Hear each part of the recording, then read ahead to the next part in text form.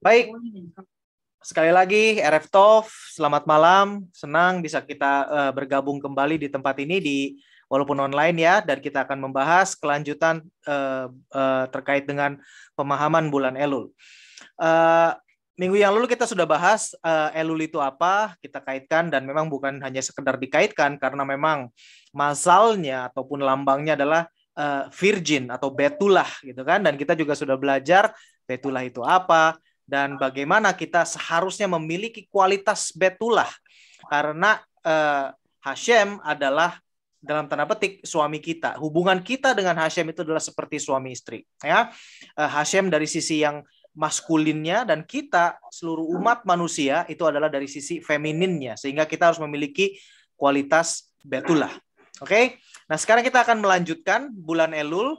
Dan tadi sudah luar biasa sekali tadi pagi yang ikut session tadi pagi, keren banget ya, sudah dijelaskan oleh Rabbi Shimon Cohen, Rabbi kita, luar biasa banget. Dan ini sangat-sangat nyambung banget dengan apa yang nanti akan kita bahas gitu loh. Dan ini benar-benar makanya kalau kita belajar Torah dari sumber yang jelas itu pasti hanya ada satu aja, yaitu adalah nyambung, ya kan? Nggak mungkin kok ini gini gitu loh. Pasti semua ada nyambungnya. Benang merahnya itu ada. Oke, kita akan lanjutkan. Baik.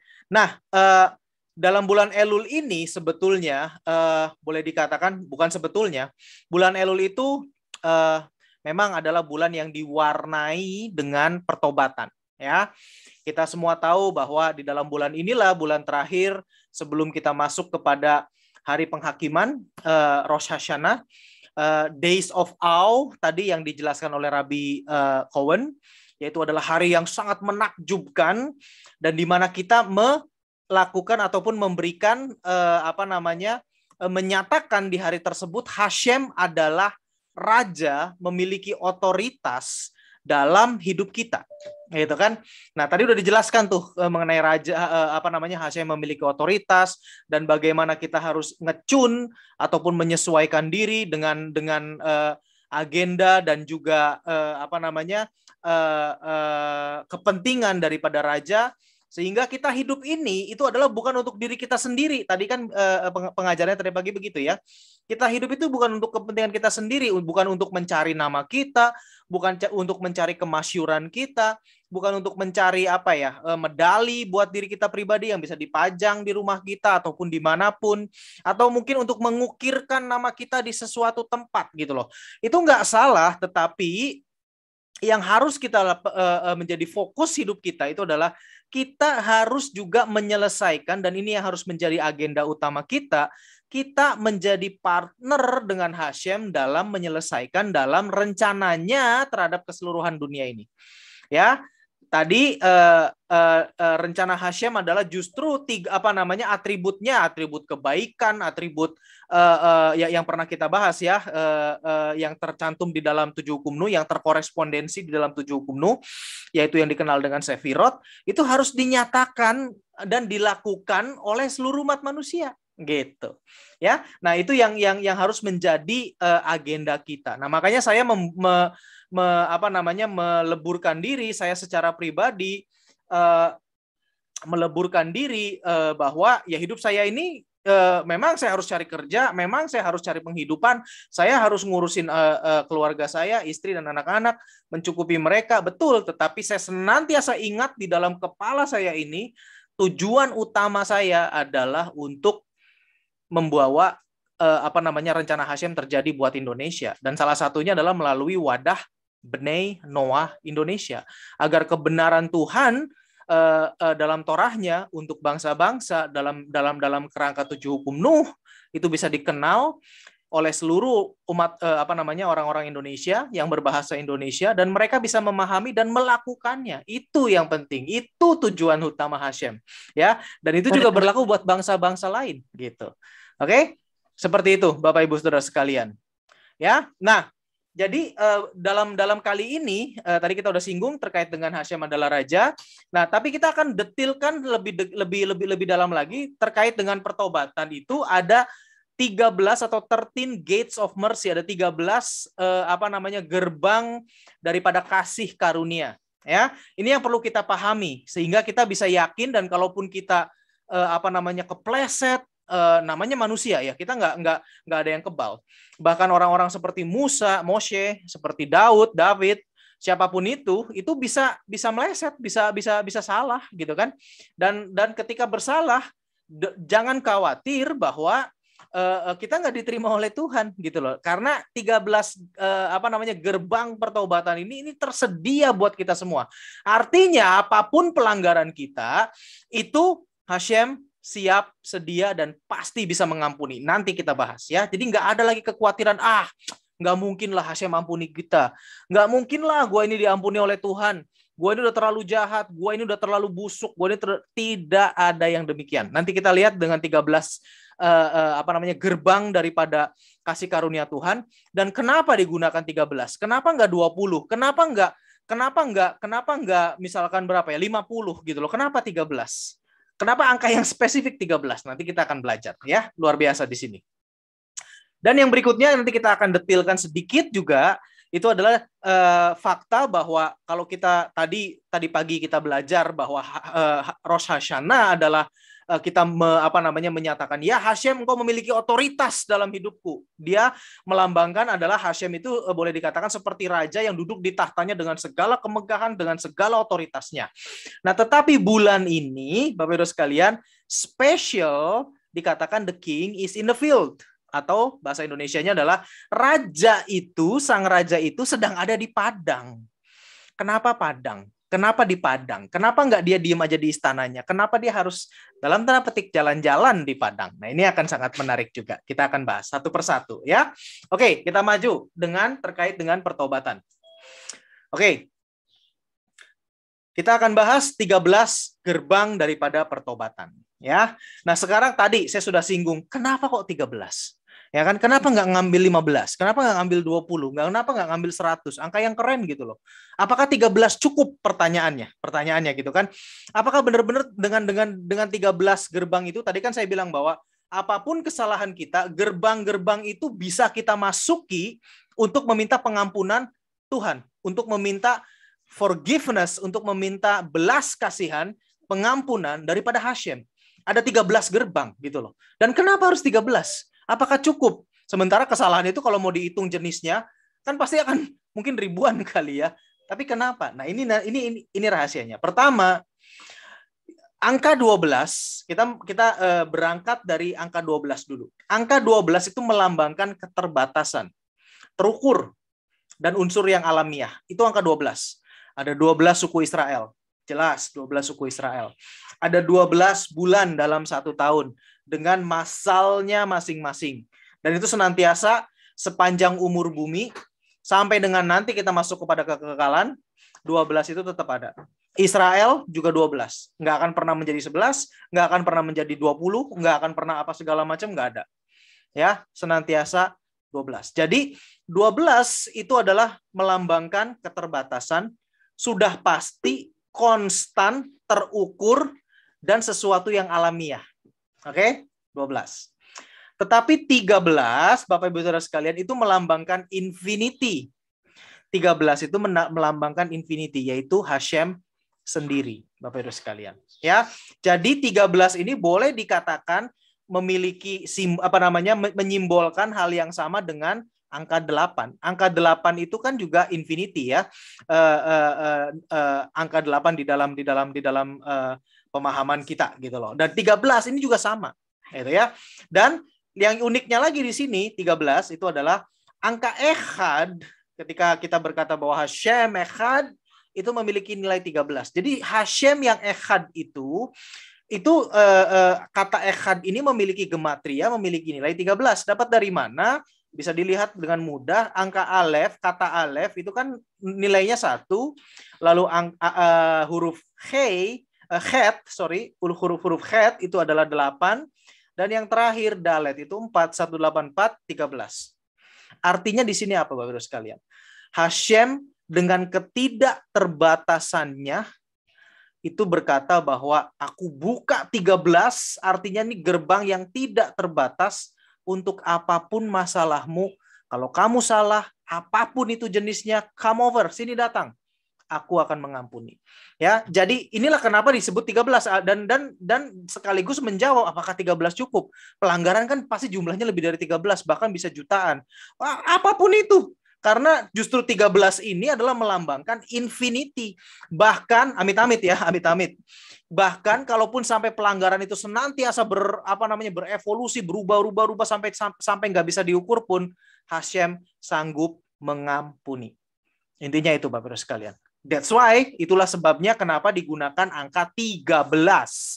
13 gerbang daripada pertobatan. Ya, daripada kasih karunia Hashem. Dan ini luar biasa banget. Dan bulan ini spesial,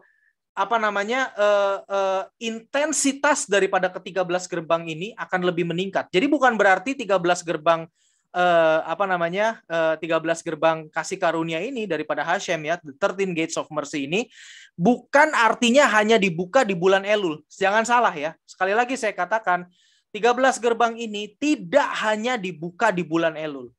Setiap hari, setiap saat, sepanjang tahun, sepanjang umur bumi ini masih ada 13 gerbang kasih karunia ini, the 13 gates of mercy ini senantiasa tersedia buat kita semua.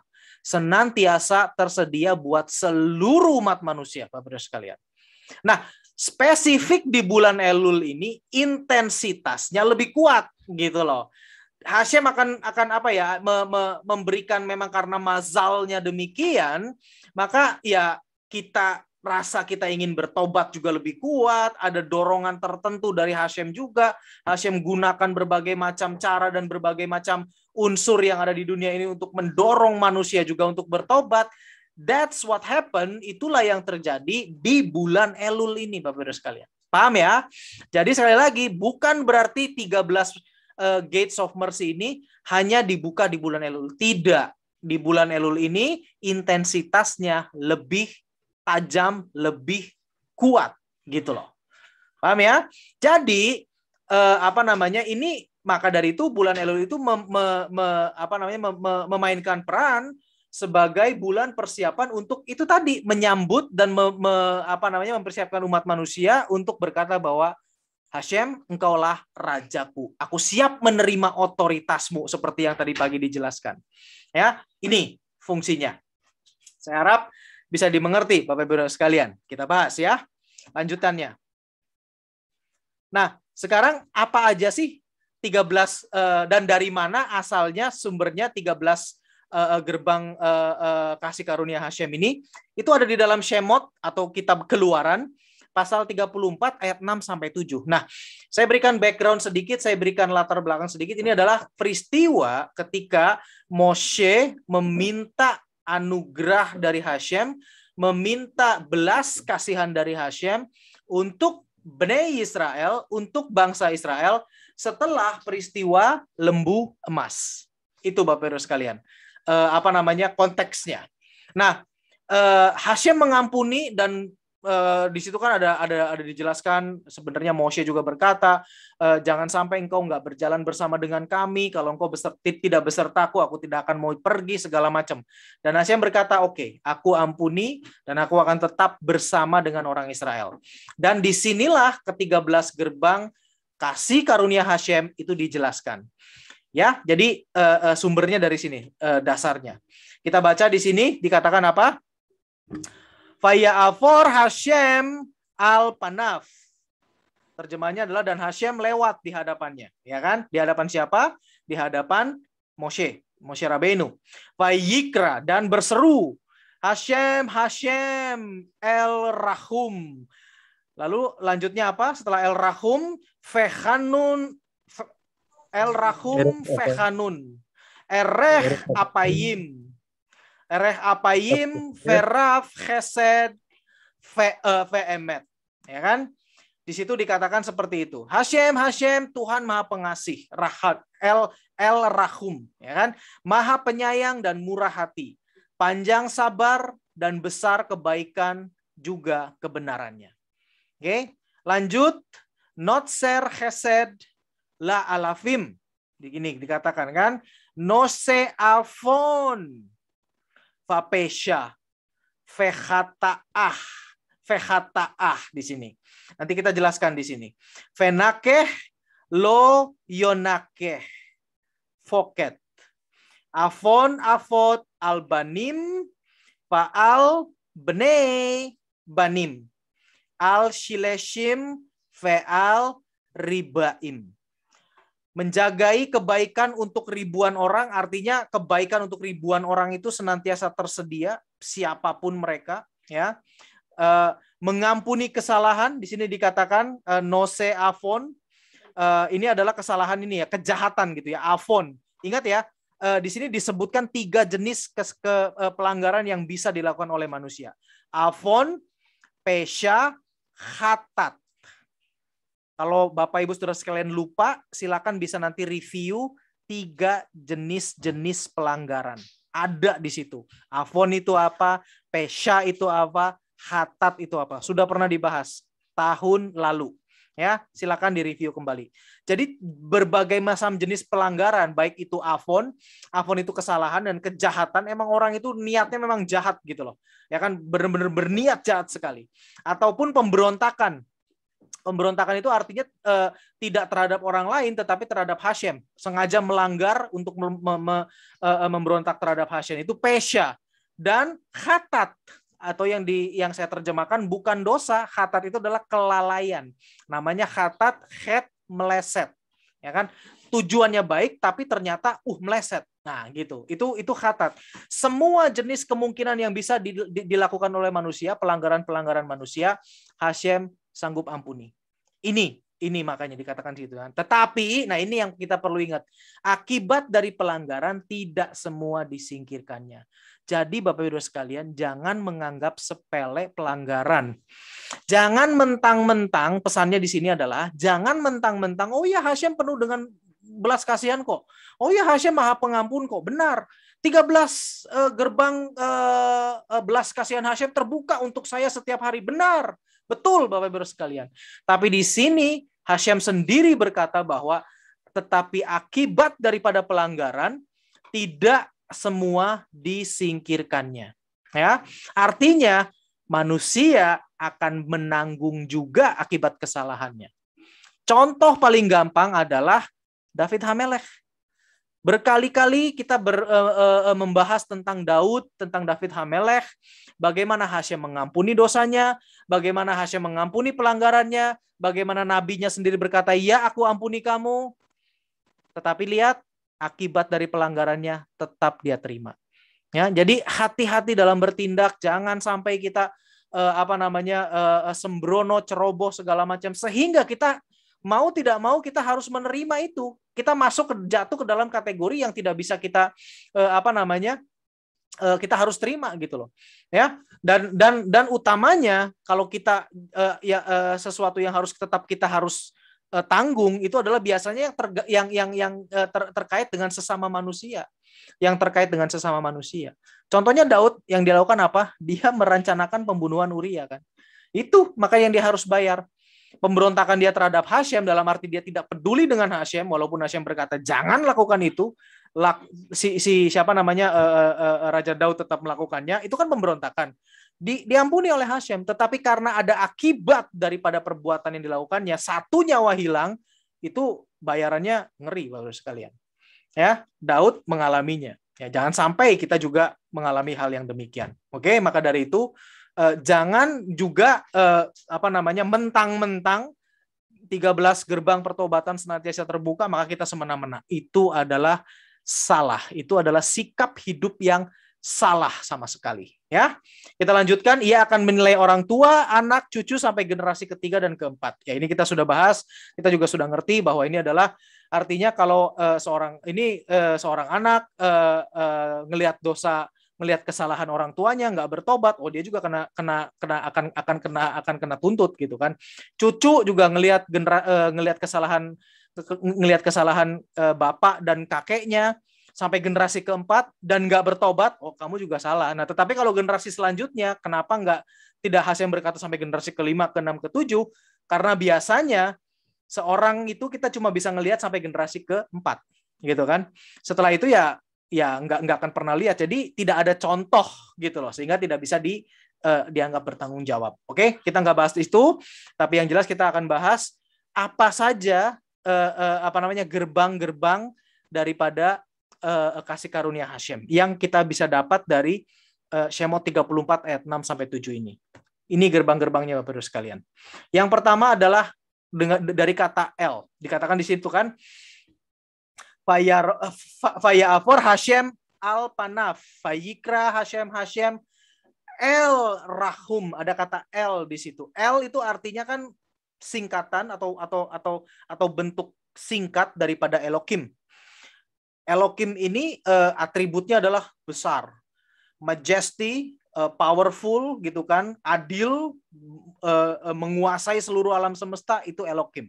Ya, artinya di sini adalah besar dalam belas kasihan dan memberkati semua ciptaan sesuai kebutuhan masing-masing. Di sini gerbang yang pertama kita punya keyakinan bahwa Elohim, Hashem yang kita sembah itu penuh dengan belas kasihan dan dia senantiasa memberkati semua ciptaan sesuai kebutuhan masing-masing.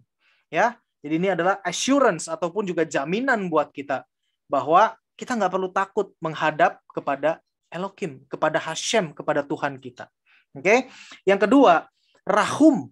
Rahum itu adalah penyayang, atau dalam ini saya tambahkan sendiri, penuh dengan rahmat. Dari kata Rahman, dari kata Rahman, dan itu memang ya rahmat gitu kan. Kita memiliki, bahasa Indonesia memiliki kedekatan dengan bahasa Ibrani. Ibrani bilang Rahman, di sini kita bilang rahmat. Artinya sama, penyayang, seperti itu, penuh dengan rahmat gitu kan. Sehingga manusia itu nggak perlu takut. Karena Hashem itu penuh dengan rahmat. Ya, jadi kalau kita meleset, kalau kita bersalah, nggak perlu takut, minta ampun. Tapi ya itu tadi, motivasinya benar ya, jangan mempermainkan. Karena Hashem tahu kok.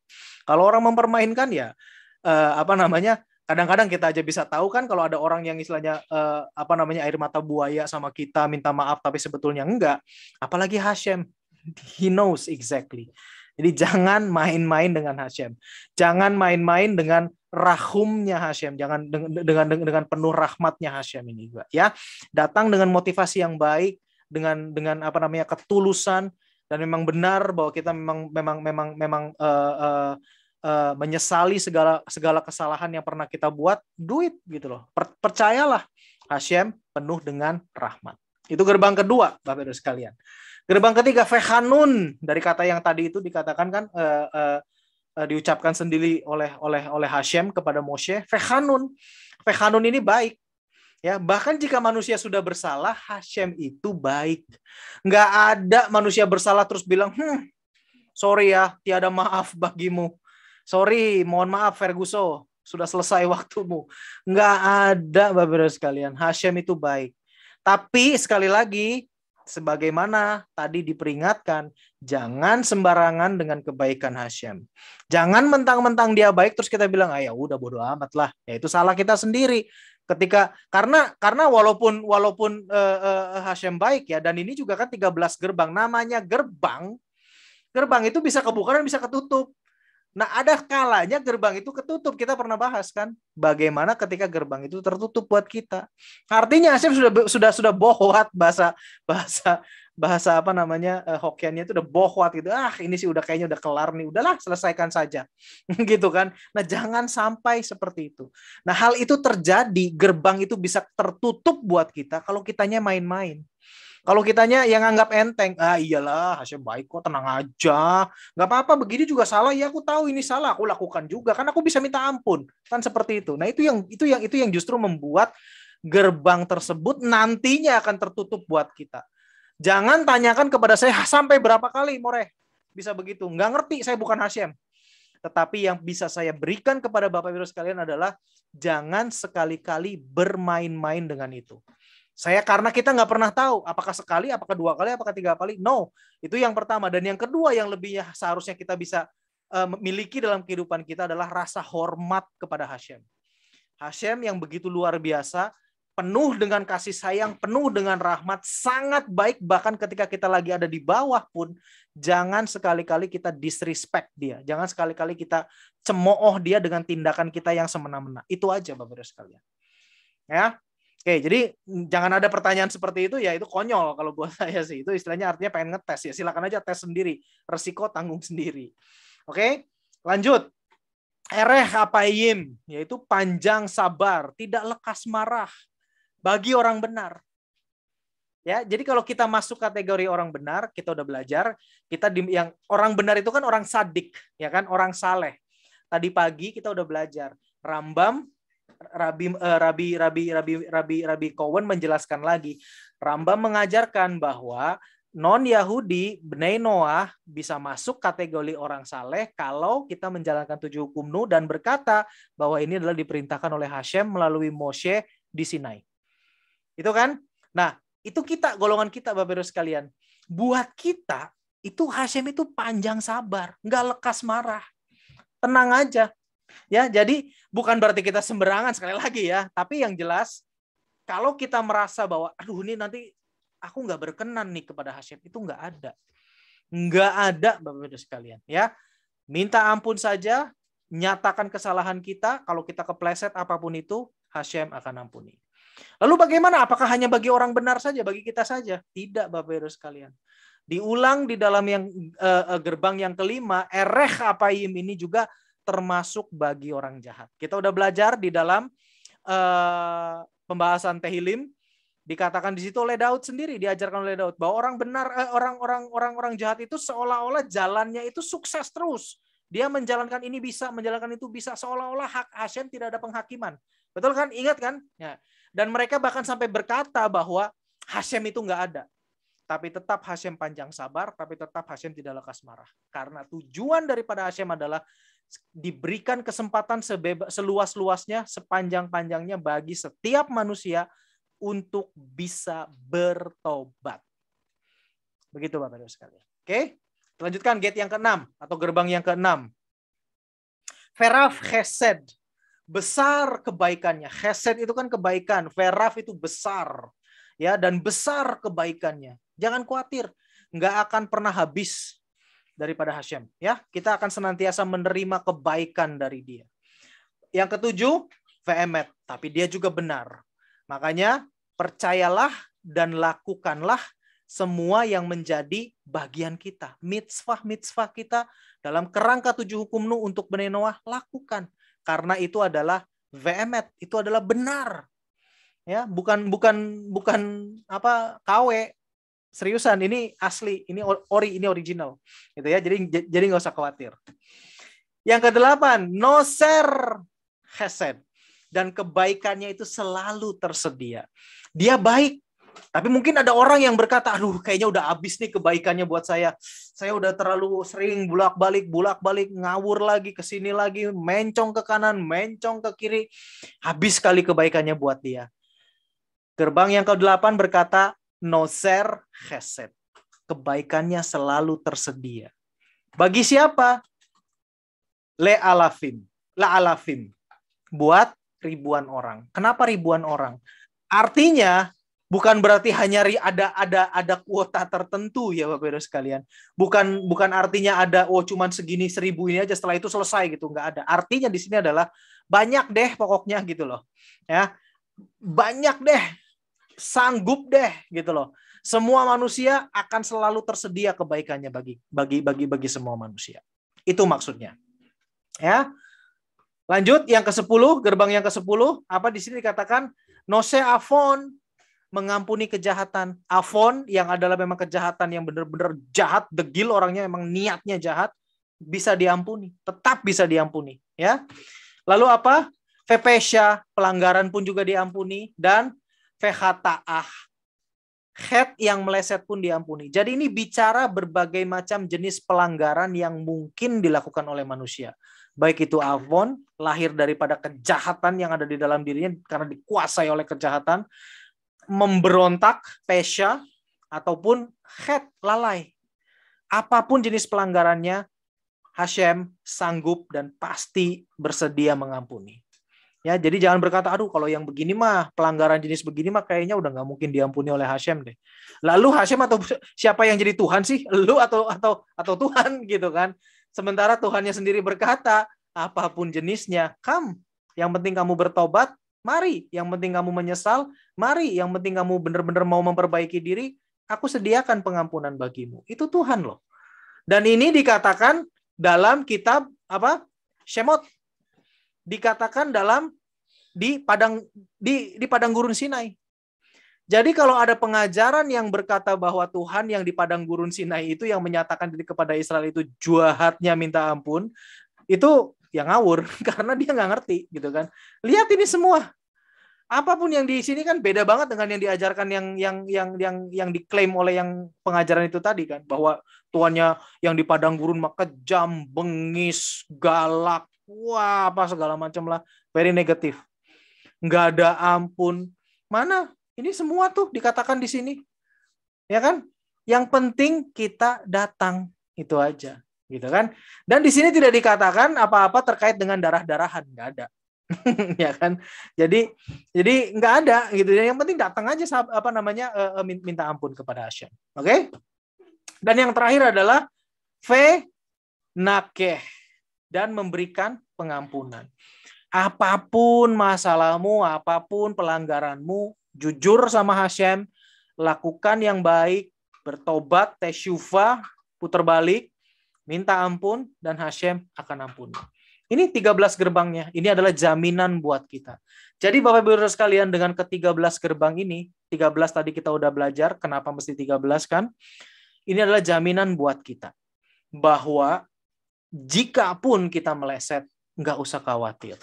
Miliki sikap hati yang benar, menyesal, kembali lagi, tesyuva, dan minta ampun kepada Hashem. Selesai. Seperti itu Bapak Ibu sekalian. Ya, jadi sekali lagi ini bukan hanya di bulan Elul, tetapi di bulan Elul ini adalah intensitasnya lebih kuat, lebih sehingga boleh dikatakan ya ada bonus ekstra lah buat kita gitu loh. Karena kita ini adalah kebaikan Hashem, sekali lagi ini adalah kebaikan Hashem, agar kita nanti ketika dinilai di Rosh Hashanah, kita akan mendapatkan penilaian yang baik. Luar biasa ya Hashem ya. Sama seperti kayak apa ya? Seperti kayak guru gitu ya, umpamanya kalau lagi mau ujian, bukan membocorkan soalnya, enggak, tapi melihat satu persatu daripada muridnya dan berkata, misalkan si Anton gitu ya, misalnya saya ngambil aja nama, Anton, kamu kurangnya tuh di sini loh, matematika kamu kurangnya di bagian persamaan, di bagian integral, di bagian pelajari itu. Terus sama si B, sama si Budi, Bud, kamu matematikanya bagus, tapi fisikanya kamu kurang. Hukum Newton kamu pelajari. Lalu masalah magnet kamu harus pelajari. Ini itu yang kurang dari kamu. Kamu lakukan itu ya. Lalu kepada si Charlie, si C, dia bilang lagi, kamu udah bagus Charlie, tapi kimiamu kurang. Reaksi ini kurang. Kamu kimia organiknya bagus, tapi kimia anorganiknya kurang. Belajari itu. Nah, jadi kayak gitu loh Bapak Ibu sekalian. Itu yang dilakukan oleh Hashem di bulan Elul. Dia dorong kita, dia dengan kasihnya, dia buka semua yang dia punya, dia apa segala macam untuk memastikan ketika nanti kita dinilai, nilai kita baik. Itu loh Bapak Ibu sekalian. Jadi luar biasa Hashem ya. Makanya kalau berkata bahwa Tuhannya Israel, Tuhan yang ada di dalam Torah itu adalah Tuhan yang kejam, itu benar-benar sotoy, sok tahu. Dan ya saya nggak bisa salahkan sih, karena mereka nggak pernah mengerti pengajaran yang benar. Mereka nggak pernah mengerti pengajaran yang benar. Di sini kita di-expose, diperlihatkan dengan fakta bahwa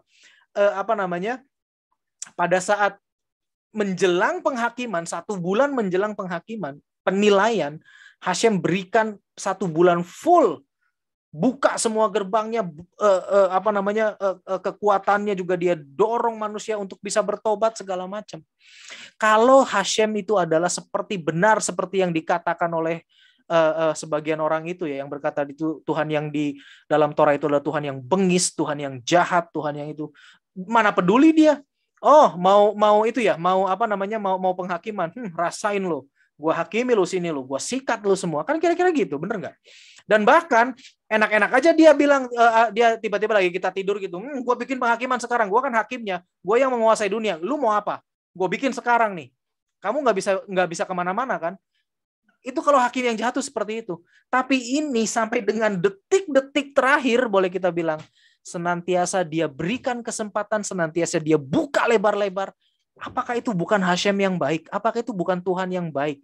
Yang panjang sabar, yang penuh kasih karunia, rahum fechanun seperti itu. Ya kan? Luar biasa banget Bapak Ibu sekalian. Dan nikmati hidup ini dan syukuri kesempatan ini buat Bapak, Ibu, Saudara sekalian yang ada di dalam komunitas Bnei Noah yang terekspos dan mengerti pengajaran yang benar. Sehingga kita bisa memiliki pemahaman yang benar tentang Tuhan dan kita nggak ikutan memiliki pandangan yang salah gitu. Dan karena kita memiliki pemandangan yang benar, kita akan nikmati hasilnya.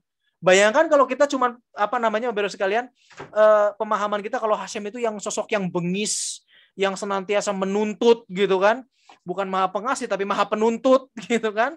Yang ada dalam hidup kita apa ya? Kita takut lah. Aduh, ya udahlah, terserahlah. Kalau gue dikasih napas ya napas, kalau gue mau dicabut sekarang ya silakan, mau gue kerso. Kira-kiranya begitu kan, hidup kita jadinya kayaknya apatis. Tetapi kalau kita ngerti ini, bahwa Hashem senantiasa melimpahi kita dengan rahmatnya yang luar biasa. Hidup kita itu kan penuh dengan ketenangan gitu kan. Ya, bukan berarti semena-mena, tapi penuh dengan ketenangan. Right, oke. Aku punya Tuhan yang luar biasa. Aku punya Tuhan yang maha pengasih. Aku punya Tuhan yang maha pengampun. Jadi aman. Aman hidup kita. Walaupun kita kepleset sedikit, oke, no problem. Namanya manusia. Kita balik lagi dan dia pasti akan menerima. Kita goyang ke sini sedikit lagi karena namanya manusia juga. Alright, no problem. Balik lagi aja. Dia pasti menerima. Itu dan kita bisa datang dengan dengan leluasa gitu kan. Bayangkan kayak misalkan ya mungkin Bapak Ibu sih nggak ada yang ngalamin, tapi ya kalau saya sih pernah dapat cerita dari teman-teman yang bapaknya itu strength gitu ya. Wah, yang bapaknya itu galaknya minta ampun. Boro-boro manggil Pak, boro-boro manggil Bapak. Kalau begitu ada bapaknya datang, kabur dia, masuk kamar atau keluar. Gitu kan? Tapi kalau orang tua yang kita miliki adalah orang tua yang maha pengasih, orang tua yang baik. Begitu kita datang, anak-anak kita ngapain? Ya datang mendekat gitu kan. Halo Papa, halo Mama, segala macam kan. Seperti itu Bapak Ibu sekalian. Analoginya bisa digambarkan demikian. Ya, saya harap 13 ini bisa dipahami dengan tadi segala macam penjelasan dan elaborasinya. Saya harapkan Bapak Ibu Saudara sekalian bisa memahami dan menjadikan hidup Bapak Ibu sekalian lebih mantap lagi dan yakin dan percaya karena emang ini dari Torah bahwa Hashem kita itu adalah penuh dengan belas kasihan. Baruch Hashem. Kita lanjutkan. Sekarang berikutnya adalah terkait dengan the king is in the field, bagian terakhir. Ya. Nah, raja itu sedang ada di padang. Dikatakan bulan ini raja itu sedang ada di padang. Apa sih? Kenapa kok mesti di padang? Nah, bagi sebagian orang, termasuk saya juga ya, sebelum diajarkan dengan benar, ketika ya mungkin sekilas mendengar pengajaran the king is in the field, raja sedang ada di padang, rajanya itu menggunakan pakaian kebesaran dengan mahkotanya segala macam, terus dia di padang. Halo rakyatku, gitu ya. Atau mungkin halonya juga bukan halo begini, tapi royal gitu kan. Halo rakyatku, gitu kayak Ratu Elizabeth. Halo gitu kan. Seperti itu dengan jubahnya, kemuliaannya. Ternyata enggak Bapak Ibu sekalian, enggak. The king is in the field itu sebetulnya Hashem itu tidak sedang tidak dengan jubah kemuliaannya, tidak dalam kemegahannya, tetapi justru blend atau menggunakan garment ataupun kostum yang sama dengan kebanyakan rakyat. Nah, disinilah pentingnya perlu kita pahami. Ya, nanti kita akan bahas. Oke, satu-satu. Yang pertama, mengapa di padang? Kenapa kok digunakan kata padang? Ya, karena padang atau ladang itu adalah tempat di mana makanan kita tumbuh. Pahami ya? Kita tahu bahwa kita makan itu kalau misalkan Indonesia dari padi, kalau misalkan orang-orang lain itu dari gandum, dan semuanya itu adanya di padang atau di ladang ataupun di tanah istilahnya yang bukan di halaman rumah kita kan, dan bukan di kota yang jelas, bukan di istana yang jelas, gitu kan? Oke. Jadi padang atau ladang adalah tempat di mana makanan kita tumbuh. Itu dulu yang pertama. Yang kedua, manusia itu kan butuh makanan. Dan untuk mendapatkannya butuh usaha. Jadi di padanglah manusia menghabiskan sebagian besar waktunya. Betul ya? Ya, jadi artinya manusia butuh makanan untuk mendapatkan jadi artinya manusia menghabiskan sebagian besar waktunya itu di padang. Artinya memang ini kehidupan kita setiap hari. Kita ya mungkin kita tidak semuanya petani. Yang jelas saya yakin di sini mungkin ada beberapa dari kita petani, tapi ada dari kita juga bukan petani. Tapi tetap kita berusaha bekerja untuk mendapatkan makanan. Pasti itu. Kita bangun pagi, kita kerja. Kalau yang kerja, kita bangun pagi, kita buka usaha. Kalau yang buka usaha, kita bangun pagi, kita ke ladang. Kalau yang petani, pasti begitu kan? Sampai kapan? Sampai selesai, menjelang matahari terbenam, baru kita selesai. Setiap hari kita kehidupannya seperti itu, ya kan? Nah, dan itulah memang yang menjadi kehidupan kita sehari-hari. Oke, sampai di sini dulu. Berikutnya adalah rancangan Hashem yang sempurna, bahwa manusia memang desainnya adalah untuk bekerja melakukan hal fisik, ya. Jadi jangan mau ditipu kalau ada orang yang berkata bahwa manusia itu untuk bisa mencapai kesempurnaan, manusia itu harus naik ke puncak gunung, harus tidak boleh berinteraksi dengan siapapun, harus diam saja, harus bertapa apa segala macam, harus terlepas dari hal-hal duniawi. Itu salah. Karena memang rancangan Hashem itu adalah buat manusia itu untuk bekerja. Bayangkan Bapak sekalian. Kalau memang Hashem maunya kita itu cuma sekedar duduk diem komat kamit doang, nggak perlulah Hashem mengatakan di dalam kitab Bereshit, maka engkau harus menghasilkan dengan berpeluh, engkau harus menghasilkan makananmu. Nggak perlu kan Hashem ngomong begitu. Tapi kalau memang Hashem maunya kita itu manusia itu hanya duduk diam bersila komat kamit merem doang, maka Hashem pasti akan berfirman, ya, aku ciptakan kamu hanya untuk duduk, diam, komat kamit seperti itu saja. Harusnya kan gitu. Tetapi ini enggak. Hashem justru menciptakan dan menciptakan kondisi bahwa manusia itu harus bekerja. Emang begitu. Emang itu desainnya. Kita nggak perlu persalahkan. Kita nggak perlu komplain karena emang seperti itu. Jadi Bapak Ibu sekalian, yang pertama saya mau tekankan di sini, tidak ada yang salah dengan bekerja. Bahkan kita harus bekerja. Jangan takut berkata bahwa wah nanti Hashem gak suka nih kita kerja terus. Siapa bilang? Justru Hashem gak suka dengan orang yang ngeroh. Justru Hashem gak suka dengan orang yang sok spiritual tanpa ada kejelasan. Ya, bahkan orang yang mau spiritual saja, yang pernah berkali-kali saya jelaskan, ketika dia mengambil komitmen untuk nazir dalam waktu tertentu, menjadi nazir dalam waktu tertentu, setelah selesai kenazirannya, sekali lagi saya tekankan, saya katakan, apa yang perlu dia lakukan? Dia harus membawa korban penebus salah. Jadi menjadi nazir itu bukan desainnya Hashem. Menjadi nazir adalah sebuah kesalahan boleh dibilang. Ya karena dia harus membawa korban penebus salah. Karena memang harusnya dia nggak demikian, ya. Jadi Bapak Ibu sekalian, yang mau saya katakan di sini, yang mau diajarkan di sini adalah, pertama kita harus mengerti bahwa kehidupan kita itu memang di dunia ini dengan segala macam fisik, kerjaan fisiknya, cari uang, mencari rezeki, bersosialisasi dengan manusia, ngurus rumah tangga, apapun itu memang perlu dilakukan. Jangan pernah punya pikiran berkata bahwa wah aku terlalu duniawi. Nggak ada terlalu duniawi, nggak ada terlalu rohani. Yang penting lu lakukan hidup di dunia ini sesuai dengan desainnya Hashem, sesuai Torah, selesai, gitu loh. Ya, nah dari sini kita baru bisa beranjak kepada poin berikutnya, yaitu karena tugas manusia adalah melakukan semua hal fisik yang dilakukannya, temukan Hashem di situ. Itulah the king is in the field.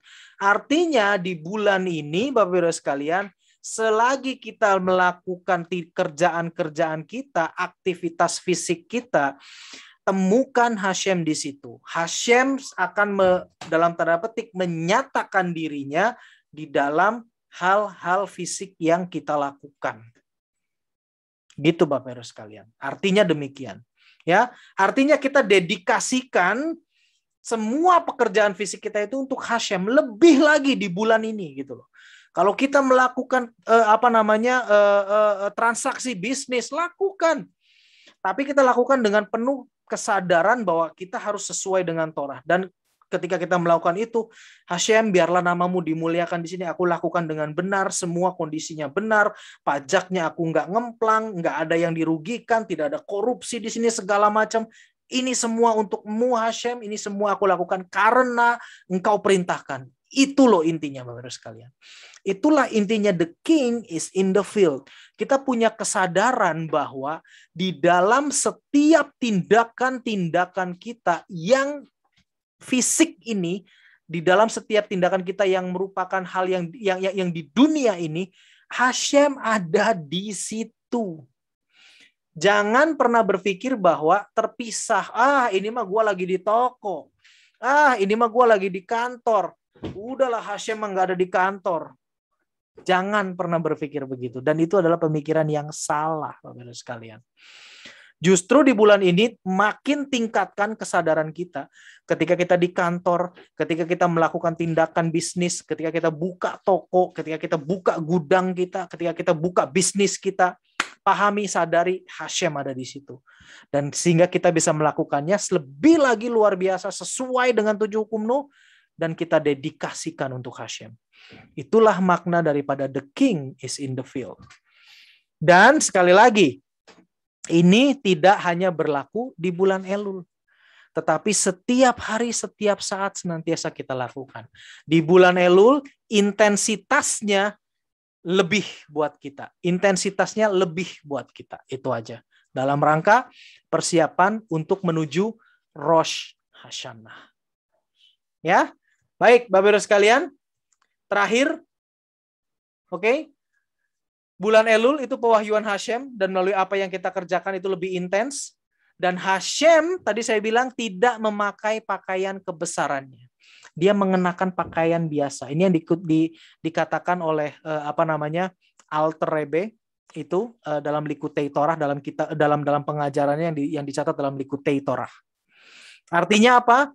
Jangan pernah mengharapkan itu tadi saya bilang, yang gimana gitu ya.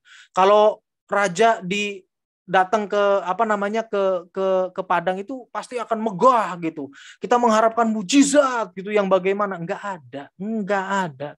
Temukan Hashem dalam setiap pekerjaanmu, dalam setiap tindakanmu. Karena disitulah ada Hashem. Ingat, Hashem tidak memakai pakaian kebesarannya, tetapi Hashem blend dengan apa yang ada di dunia ini. Luar biasa ya. Nyambung banget dengan pengajaran Rabbi Cohen yang berkata bahwa kita lihat pekerjaan, kita lihat angka di finansial, kita lihat program komputer, segala macam, apapun bagian kita lihat stok di gudang, apapun pekerjaan kita, disitulah Hashem ada. Tetap di situ Hashem ada. Karena semua ini adalah dari Dia sumbernya. Luar biasa ya Bapak-Ibu sekalian ya. Nah, disitulah saya harap pemahaman kita yang benar ini, kita akan bisa menemukan Hashem dalam setiap aktivitas kehidupan kita. Nggak ada yang lepas dari kehidupan kita. Ketika kita ngurus anak, ketika kita sedang dengan istri kita, dengan anak-anak kita, mengajar Torah seperti ini, saat ini juga Hashem ada. Jelas seperti itu. Ya, baik, demikian Bapak-Ibu sekalian.